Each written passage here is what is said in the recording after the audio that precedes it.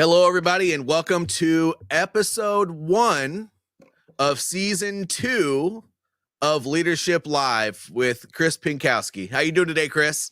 I'm great, JJ. How are you? Well, I'm alive and kicking, so I'm better than I deserve, and I know I've said that about a zillion times. Well, you know what? We're back, baby. Season 2. Let's go. Season 2. Well, let me get the gross promotional stuff out of the way real quick, and then let's go ahead and get into this. So Leadership Live is brought to you by Victory Leadership Coaching, home of the Warrior Leadership Certification course and First Time Leaders course for new managers. Don't forget to check us out at victoryleadershipcoaching.com. You can also buy my books at amazon.com. The books are Why Organizations Should Develop Their Leaders, a pocket guide, and Warrior Leadership, the journey from coach to entrepreneur.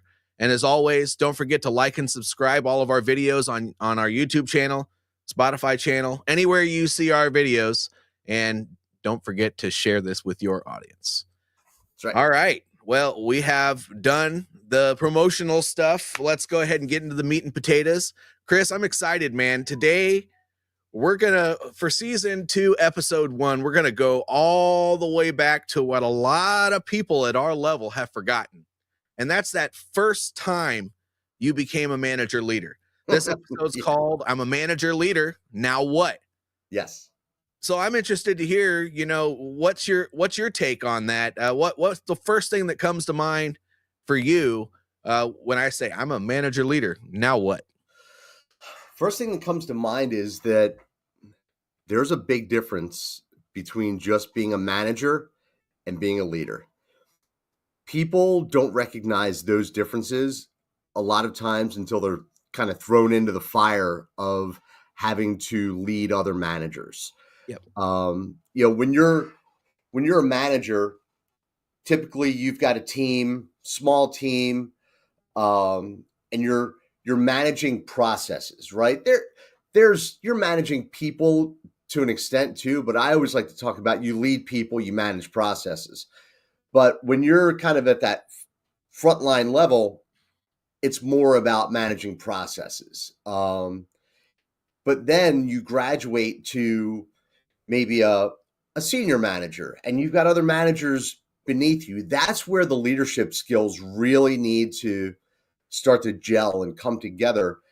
But that is often where people fail because they're operating like they did when they were just a manager of a small team and looking at processes.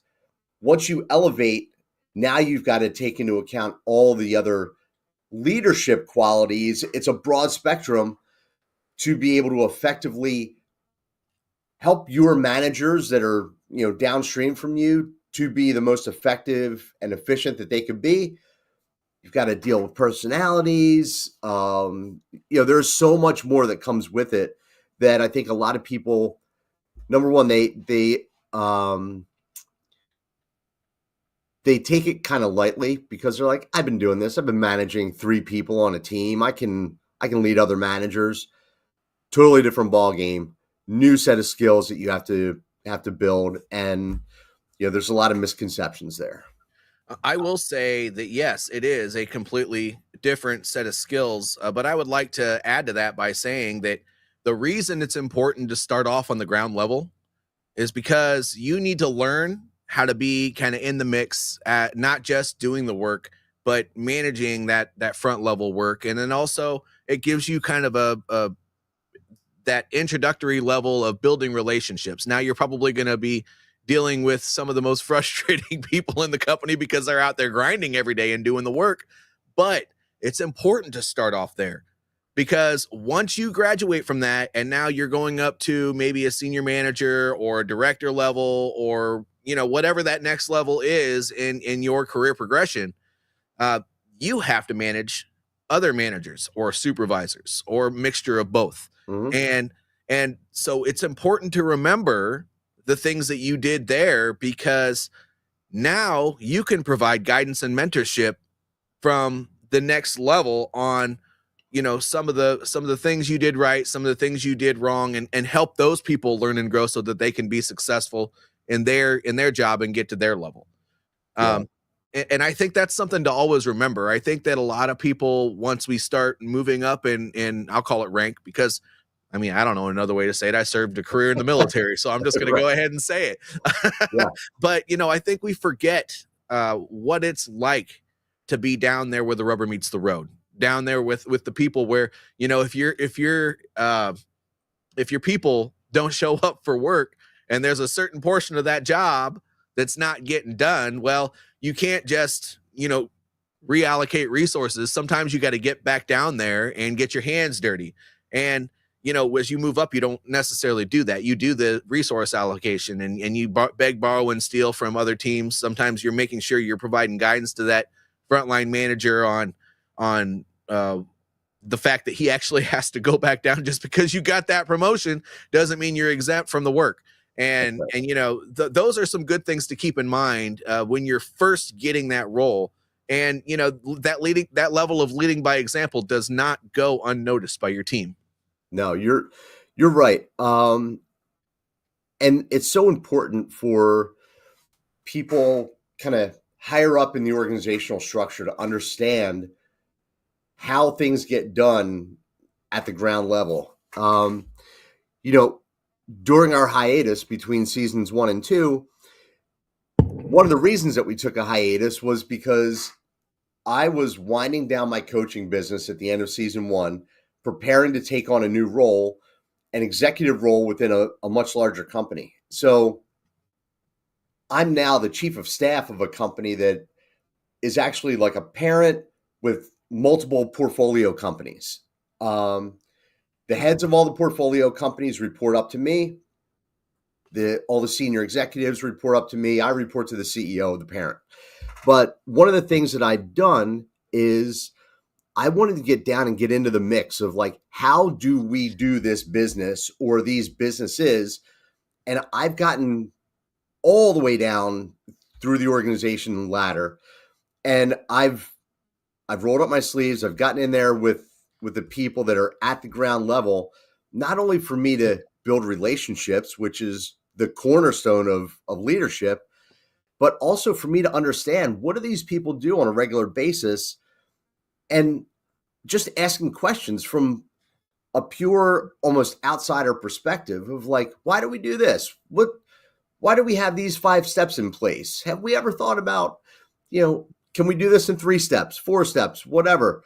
But me gaining that appreciation of what people do at every different level of the organization has been so important, because I'm able to have intelligent conversations with the managers and the senior people within each of those organizations because I have an understanding. I've actually done the work of the people on the ground all the way up to be able to have conversations, and those questions that I ask are seen as more legitimate, as opposed to like, oh, this is just some new leader who's coming in here and wants to rattle everyone's cages and shake things up. Like, no, this guy actually spent time doing my job with me to understand what does my day look like and how are we getting this stuff done. So getting down there, I encourage leaders all the time to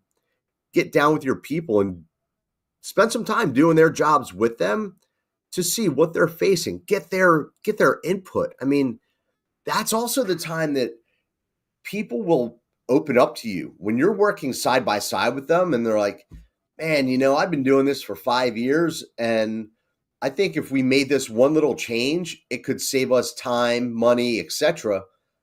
You're not hearing that stuff if you're not, side by side with your people and building those relationships. So it's really important, in my opinion.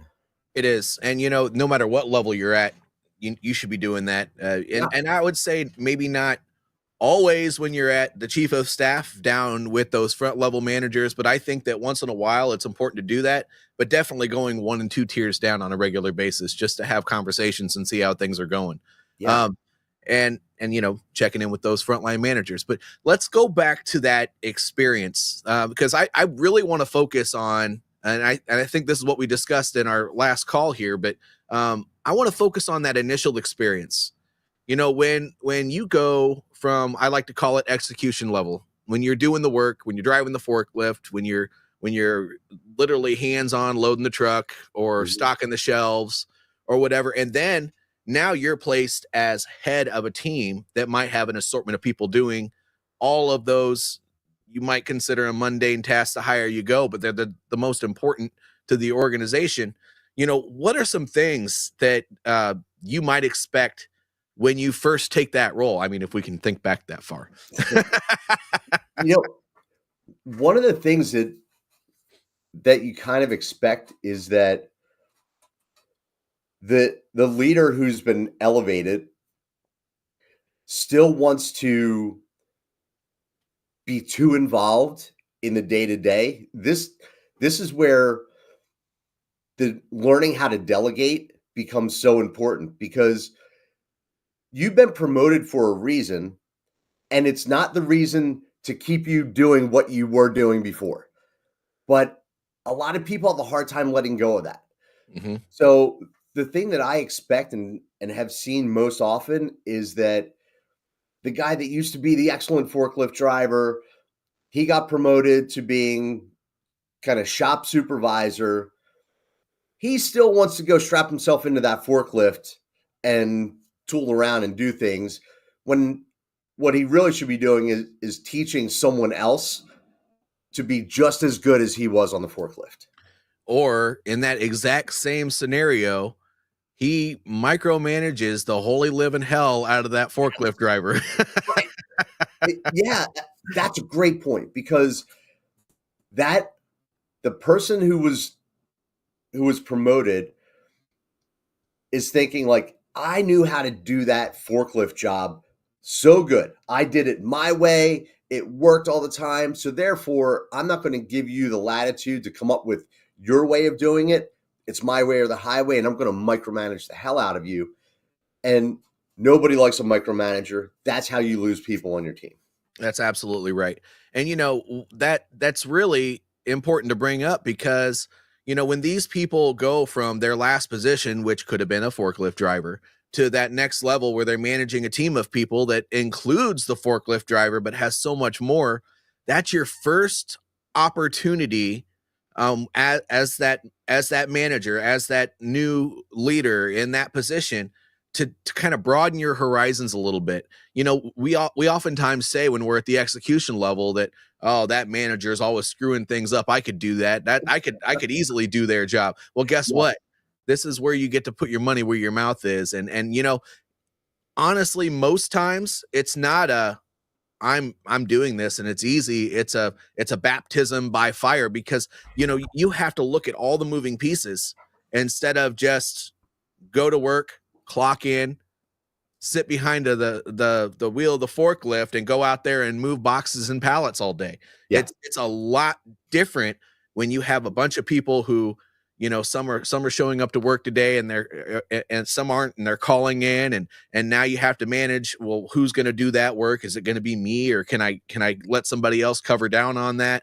And oh, by the way, if that doesn't get done, then A, B, C, and D isn't going to get done. And that's a management function. That's not necessarily a leadership function.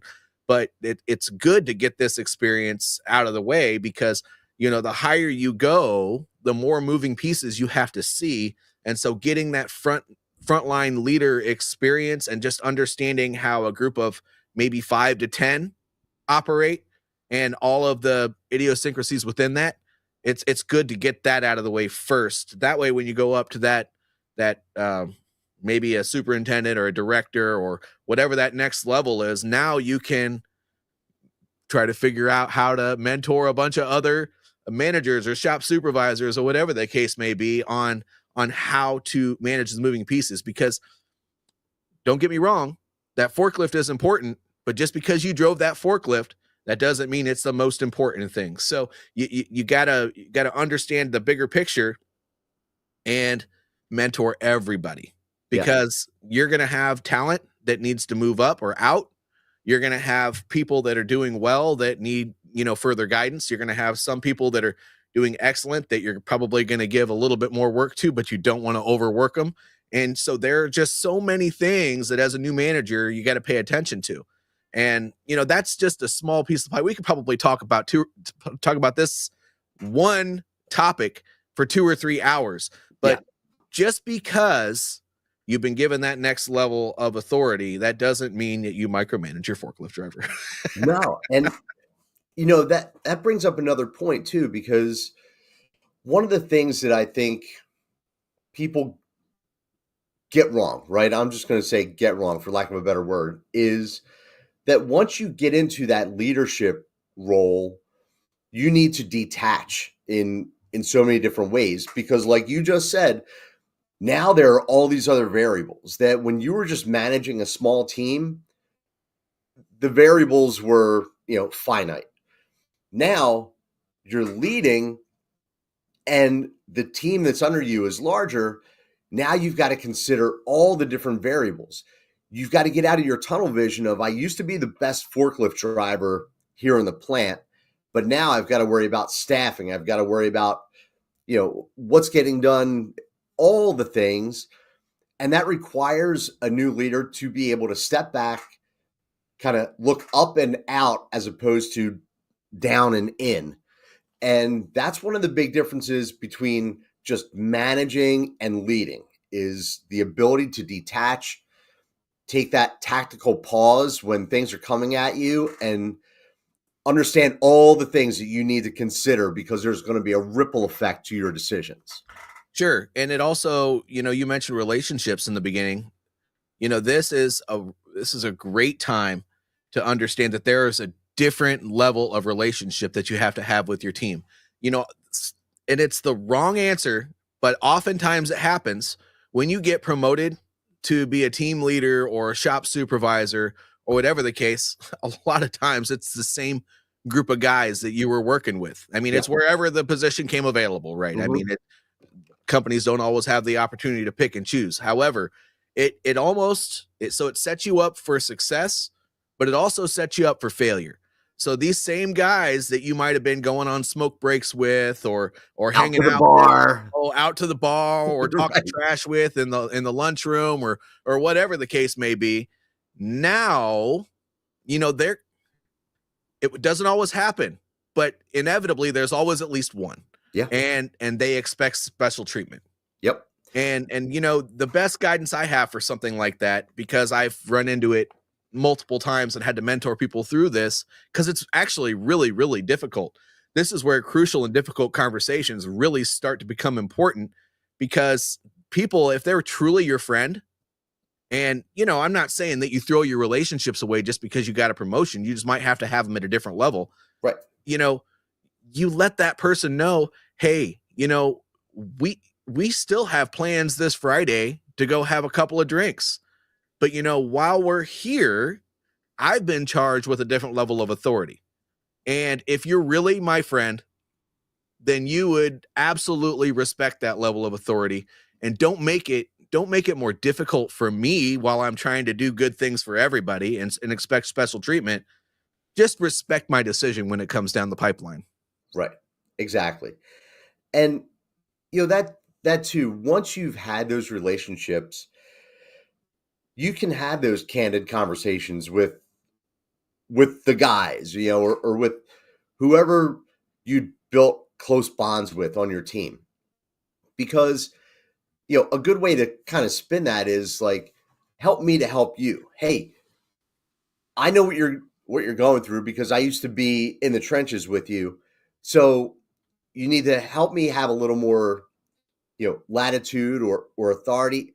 I need you to back me up because that's going to help you and everyone else that's on the team to do better, make more money, whatever the case is. But yeah, you've got to leverage those relationships.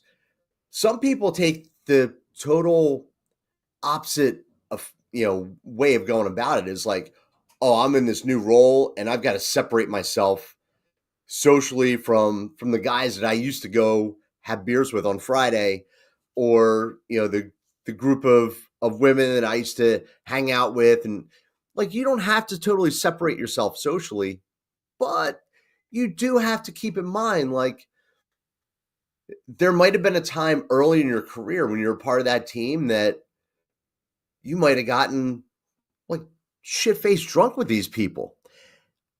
You can't do that anymore when you're a leader. Mm-mm. You can't be hanging out and closing the bar with the team anymore. You need to practice discretion, go have those couple drinks, make the social time, and then you're out. Yeah, Like, so there still has to be, there's that dichotomy, right? You and I during season one uncovered so many different dichotomies of leadership. This is another one where you've got to be social, but not the same person that you used to be sure. if those were some of your behaviors. Sure, and I think a lot of times that comes down to discretion. Mm, What you say now matters. right. You are a pivotal point in the morale of that team or sometimes multiple teams, and if you're going out and you're just spewing out at the mouth about, what sucked at work all the time, like you oftentimes, I'm not saying it always happens, but I would say oftentimes would happen before you took that management role. Well, as a leader, you have to kind of change the way you're thinking about it, because if you're out there spewing that stuff, they're like, well, if it's okay with my manager, it's okay with it should be fine. That's right. Your behavior dictates the way that your subordinates are going to behave. That's right. You And have to lead by example, even outside of the business. oh, you have to always be on. Um, and yes, leading by example all the time. But I will also say this to anybody who's aspiring to move up in the ranks of your organization, even when you're just part of the team, watch what's coming out of your mouth, because you're sowing seeds right there when you're just, one of the guys. But people that are above you, they hear that stuff. They see everything. So watch what you're saying. You can commiserate with people, right? I'm not saying to dismiss when people have a complaint, or all I'm saying is if you've got aspirations, you need to be careful with what you're saying where you are now, because that can come back and bite you later on. Because you get that promotion and now 6 months down the line, people are whispering in your ear about things, and you've got to take a different approach, and they're like, who's this guy? You totally changed. You've left us behind. No, just maintain consistency, but just watch what you're saying. Well, and I would like to take your the person on the ground level that has aspirations, and I'd like to up the ante of that to anybody who's on that team. If you can be, so you could be that person on your team that may not be in a management position, but people look to you for guidance. And Yeah, by the way, they don't always have to look to you for guidance. But if you're that type of person that, you want to help your fellow teammates on a regular basis, there should never be a time that you're not leading by example. Because if you want to be a true leader on your team, you don't have to be the manager. You just have to be that guy who has a different level of integrity. yeah, You're doing the right thing, even when nobody's watching. Because guess what? right. Whether you're a manager or a team member or a director or a business owner, people are always doggone watching. That's right. And there's no way you can avoid that. And so in order to, really be that influential person on ground, you that, by the way, if you are that person right now and you're listening to this show, I'm going to go ahead and say that you are the one on your team, or you and maybe one other person probably on your team, not the manager, are probably the ones who are going to dictate what that culture looks like on your team. Yeah, Because a lot of good managers will leverage you when a change needs to be made on that team. And if you're that person, then when nobody's looking, you should always be that person as well. that's right. And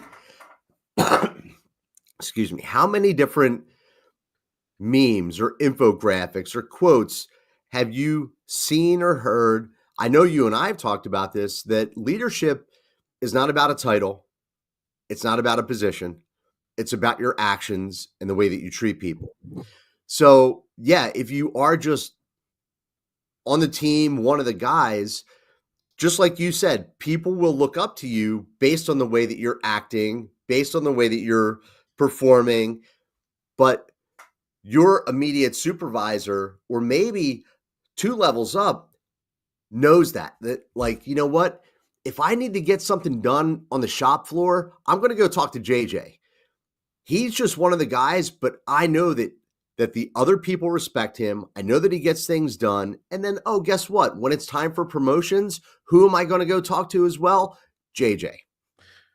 By the way, a leader has nothing to do with position. You could be that guy that out of nowhere, you start dancing around on the shop floor. And the way you can tell if you're the leader on that team is if you have a bunch of idiots start dancing with you. So, I mean, Right. that's kind of how leadership works. It's you are the one that people look to for the example. And when you have a following, that example follows you. That's right. And so manager leader, when you first take that position, just keep all these things in mind. A leader doesn't always have the right answers, but they know where to get them. And if they can't make something happen with the group of people, they know who to talk to make it happen. Mm-hmm. And you don't need to be that person that just knows it all or can do everything. You need to understand how to take your assets and use them to your advantage. And not people are assets. I'm not trying to objectify a person, but at the end of the day, when you're standing and you're looking, like what Chris was talking about earlier, where you're kind of looking out on the battlefield and you're standing back, you'll see who you need to be talking to on a regular basis to Yep. make stuff happen. And my goodness, if you don't take advantage of that, you're going to learn very quickly how hard it is to manage that team. Yeah. I just had a real life example of this. I was in one of our production facilities, and we were going through this kind of a rush, and we had to bring in a handful of temps, right? They're doing some manual labor in one of our facilities, production wise. And I was in there and I'm just kind of observing what's going on.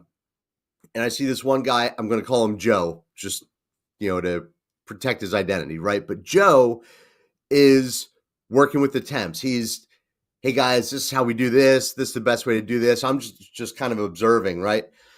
And then I go back and I asked the person who's in charge of that area, what's Joe's role here? Joe just works here. Okay. But I see him like working with these temps, helping these guys out to be more productive, get things done. Yeah, that's just who he is. That's so in my mind, like I'm already saying to his supervisor, like, what are we thinking about Joe's future here? Because he's leading from the ground, and can he be leading in a different way? Because he's just taking it upon himself to make sure that these guys who are not going to be part of the company for forever, right? They're here on a temporary basis, but he wants to make sure that they're set up for success, that they're doing it in a safe and orderly manner, and they're getting things done properly. No one had to tell him to do that. He just kind of went ahead and did that. Yep. So, yeah, those are the people that if you're managing and you're seeing that on your team, you want to encourage that. You want to be, helping those people. Number one, you want to bring it up like, hey, man, I see what you're doing with these temps, and it's fantastic. I love that you're taking the initiative to help these guys get up to speed, and you're teaching them what needs to be done. It doesn't go unnoticed. Like, that's the other thing, too, that you've got to remember as a leader when you're making that step from manager to leader is the people portion of it, right? The psychology behind people and motivating people is giving them that pat on the back, is, letting them know that you see the work that they're doing, how well they're doing it, and the fact that no one had to tell you to do that. Like, you're taking initiative, and I appreciate that. So Well, and don't if be you stingy with your compliments when you graduate into that leadership role. well, and I know we're almost done here, but I have to add to that because if you don't provide that acknowledgement to that person, or maybe those couple people, or whatever the case may be, they're going and it inevitably happens. The good people on your team that make stuff happen either by themselves or with a group of people, they're always the ones that get used and abused. And so if you Yes. don't provide that acknowledgement, Yep. that great person is either going to be searching for a transfer to another supervisor, or they're probably going to be hitting the road. And you don't want that. You want to keep your good people. You want to let them know that there's a path ahead for them. You want to let them know that their hard work is not going unnoticed, and you want to make sure they're taken care of. That's right. You don't want to give them special treatment. That's not what I'm saying. No, But you want to make sure that you acknowledge that they're going above and beyond and that you appreciate them. that's right. Yep. So, Absolutely. so closing comments for the day, Chris. What words of wisdom do you have from the workforce today? Man, words of wisdom. It's hard to know what you don't know when you're transitioning from one level of your career to the next. But I encourage people to learn, to study. Like if you're about to be promoted from frontline manager to senior manager, man, go on YouTube. There's so much information. Like, hey, what are the things that I need to know? Go talk to JJ, right? There's so many resources. Or I this show. encourage you to learn. Yeah. Yo, dude, listen to the backlog of Our Leadership Lives. You can get so much information just out of that. Yep. But understand what's required of you in that next level. Don't just assume that you can keep doing what you've been doing and continue to be successful at it, because that's where people fail. Oh, yeah. And you know what? On that note, a really good book for you before you take a management position, or actually before you take any position, is Marshall Goldsmith's "What Got You Here Will Not Get You There." Yeah. And I think if you don't do anything else, go spend $15 on a book and go read. I mean, that's a really good one. But also, I do have a new manager training course called the First Time Leaders course that addresses, by the way, these exact things. And it's not just a training program, it's a coaching program, because I want to address all of your bitches, gripes, complaints, and questions while we're going through that training process. Yeah. But And you know go what? ahead. I know that we're actually over at this point, but It's okay. I also would like to encourage, consider coaching, consider getting a mentor, because when you go at it alone, your blind spots are huge. But having someone who is detached from your organization to be able to help you along the way is so valuable. And think about it. This was the crux of my coaching business, is that companies will spend tons of money getting coaches for their existing executives, for their senior leaders, but they weren't spending money for the up and coming people. Yep. And that's where, when you spare that expense, the cost of it is super high. So if you're about to be promoted, request, hey, I'd like to hire a coach to help me do this. I'd like you, my company, to pay for it. And then find someone who's, an objective third party who's going to help tune you up to be able to be the leader that you need to be. That's right. And just remember, the idea of bringing a third party in to do that does not make your company look bad. I know that companies that are medium sized or enterprise level, they all have a budget for learning and development, and so that you should use it Yeah. for this sort of thing. All coaching does is take somebody who is great and they make them extraordinary. They turn them into champions. And Yeah. if that's what you want your frontline managers to be, or managers at any level, then invest in a coach, because you're not going to regret it. Your managers are going to see that you're willing to invest in them, and that investment will pay your company back, because they're going to invest more time, effort, and energy back into that company. Dude, Michael Jordan, Tom Brady. You look at all of the rock star athletes out there. Guess what? They all work with coaches. Even when they have 5 Super Bowl rings, they're still working with a coach because they want to get better all the time. There needs to be a slogan out there: coaches, not just for athletes. There you go. Anyway, that I will go ahead and stop it there, but we appreciate, the few people that have shown up during this live stream. We appreciate you even later when you watch it, when we're not live anymore. If you appreciate this content, which I hope you do. This is all stuff that I learned throughout the years, and not a lot of companies teach their people, and so we're happy to put this on for you. But make sure you like the video, subscribe to wherever you see it, reshare this with your audience, subscribe to the channel, do all that fun stuff. But most importantly, if you don't understand, or if you'd like us to elaborate a little bit more on what we've discussed today, make sure you put a comment below so that we can address that, because we're not just spitting words here. We want to help. So, right. And we're going to put content out. And by the way, I have to say that if there's something specific that you want to learn, put that in the comment below the video, wherever you see this. Yes. I will share it with Chris. We'll both provide feedback, and we'll make some stuff happen for you. Absolutely. Chris, thank you again. Season 2, episode 1, and we're going to have many more on 2 weeks. December 7th, we're going to be live again with our next episode, and we're going to be talking about positional leadership versus relationship building. And by the way, they don't have to be different. That's so right. We'll see you all next time. Thank you all for tuning in, and we'll keep this season going. Sounds good. Thanks, JJ. See you, everybody. Yep.